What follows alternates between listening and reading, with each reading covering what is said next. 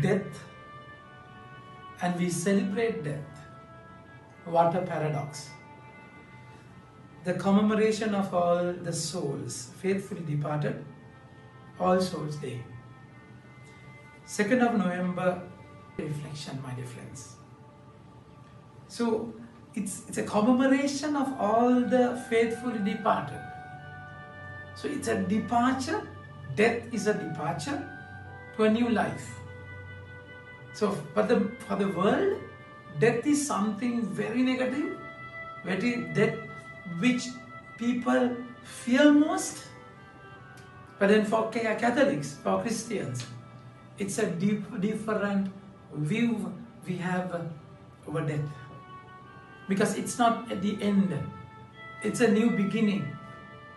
It's a new way. Death came to the world because of sin, my dear friends. So because of sin, death came, and Jesus became a man, and he was suffered and died. Because Jesus died, he opened the door for the new life. So it's a beautiful encounter. We live in that hope of seeing him face to face. And we are celebrating death because it's a door which takes you to the next world. There you are going to see him face to face. My dear friends, our life is so connected that can never separate us from death. So this connection will go on. The connection that you have with him today, that connection will remain the same. So all the other connections will be tarnished. But then the connection that you have with him is going to be everlasting. So even in death, you are going to have that connection. That's why he's saying, and hope does not disappoint us, because the Holy Spirit has been given to us, pouring into our hearts the love of God.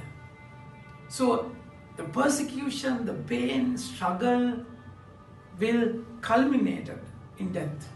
Death would be the culmination of all. But then again, it will take you to another direction. Looking at the face of the Lord, death will open that life. So it's because it's a curse of the devil. It came because of the sin.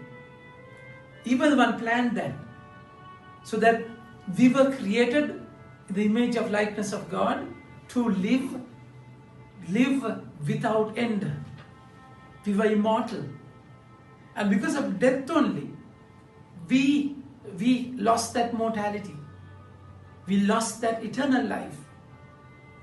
And my dear friends, Jesus died and gave us back the life eternal. The word says, consider moreover the times that Christ died for us, when we were still helpless and unable to do anything. Few would accept to die for an upright person, although a very good person, perhaps some would dare to die. For a very good person, perhaps some would dare to die. But see how God manifested his love for us. While we were still sinners, Christ died for us, and we have become just through his blood. With much more reason, now he will save us from any condemnation. So, the way he died for us, because of his death, he killed death. And he gave new meaning to our death. It's not going to be a full stop. It's going to be a command. Your life will continue with him. Physically, of course, you will die. Spiritually, in your inner self, which was connected to the Lord, will remain the same. The word says, with much more reason now, he will save us from any condemnation. Once enemies, we have been reconciled with God through the death of his Son. With much more reason, now we may be saved through his life. Not only that, but we even boast in God because of Christ Jesus our Lord, through whom we have been reconciled. So the relationship which was terminated, that was death. The connection was broken. And with the blood of Jesus, it was restored again. So those who believe in him will never die. So Jesus' mission is that, my dear friends. Jesus' mission is that.